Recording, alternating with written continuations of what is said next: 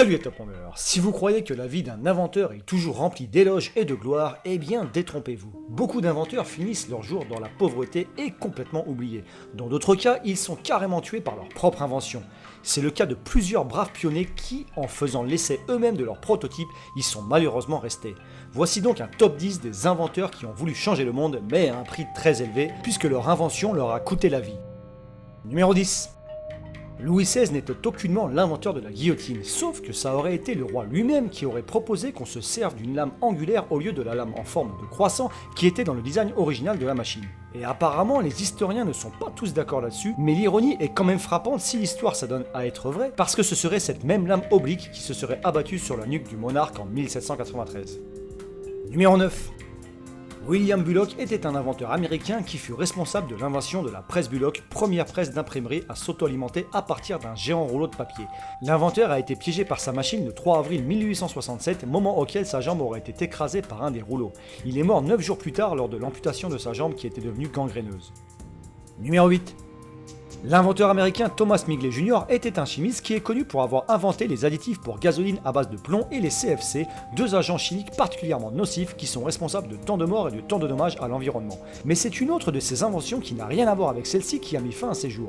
À l'âge de 51 ans en 1940, il a contracté la polio, ce qui l'a largement incapacité. Pour régler ce problème, il a conçu un complexe système de poulies qui servait à le soulever de son lit et à le déplacer. Le 2 novembre 1944, l'appareil a mal fonctionné et l'a étranglé à mort.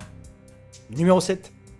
Le sieur Fréminet avait en 1772 inventé un habit de plongée à système de recyclage d'air dans le but de permettre la plongée sous-marine libre. Son appareil cependant était mal conçu et après s'être servi de son invention plusieurs fois, Fréminet est mort d'un manque d'oxygène lors d'une plongée de plus de 20 minutes.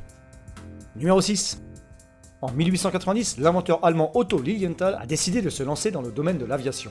Il a réussi à inventer plusieurs machines volantes de design différents, entre autres une gamme de planeurs desquels il se servait passionnément.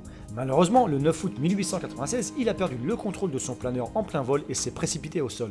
Il est mort le jour suivant d'une vertèbre fracturée, ses derniers mots étant « Des sacrifices doivent être faits ». Numéro 5. Le tailleur français d'origine autrichienne Franz Reichelt avait une passion pour l'aviation et voulait inventer un habit parachute qui pourrait être porté par les futurs pilotes d'avion.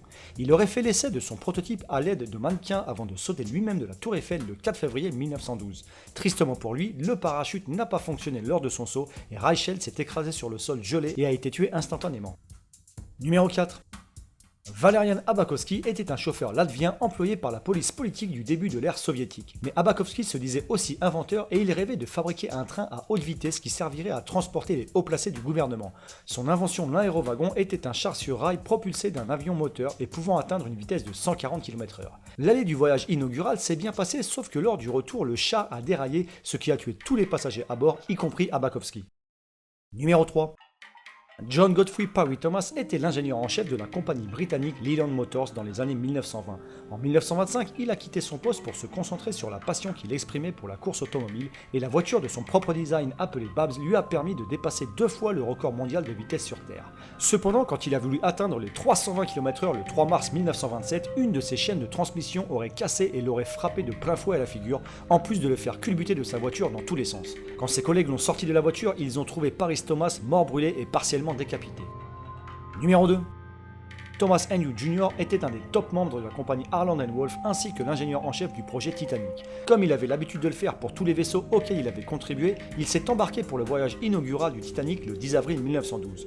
De fait, ce serait lui-même qui aurait, au moment venu, annoncé au capitaine que le bateau de croisière allait certainement couler. Numéro 1. Le taureau d'airain était un dispositif de torture et d'exécution de l'Antiquité qui avait été inventé par Périos d'Athènes. C'était une statue en forme de taureau qui était entièrement façonnée de bronze et dont la partie abdominale creuse servait à y mettre une personne qu'on allait faire rôtir à l'intérieur à l'aide d'un feu qu'on allumerait sous l'appareil. D'après les récits de l'époque, les points d'échappement de ce four comportaient un système d'acoustique spécial qui transformait les hurlements de douleur des victimes en mugissements de taureau. Périos a voulu proposer le taureau au tyran Pharélis comme nouvelle méthode d'exécution pour les criminels et il en fut la première victime. Voilà, c'est fini pour ce top 10 des inventeurs qui ont été tués par leurs inventions. Alors si vous avez aimé la vidéo, n'oubliez pas de lâcher un petit pouce bleu et de partager sur les réseaux sociaux. Et pour ceux qui ne l'ont pas encore fait, je vous invite à vous abonner à la chaîne. Allez, ciao!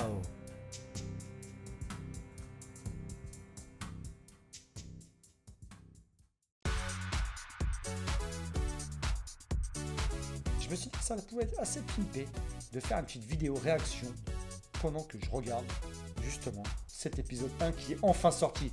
Pour tous ceux qui ont suivi, vous devez savoir qu'on attend de savoir qui Negan, le boss et Savior, a buté, putain.